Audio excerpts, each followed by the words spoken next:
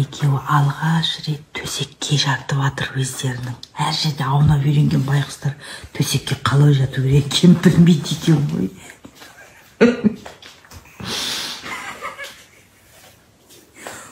Мен жатыпты.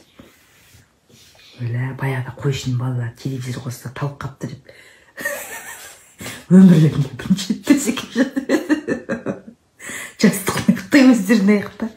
Жастықтың ұйықта өздерін. Әй, төсекке бұлай жатады ғой. Наконец-то өмірімізде төсекке жатамыз деп қуанып жүр. Микроенде әр жерге жатады.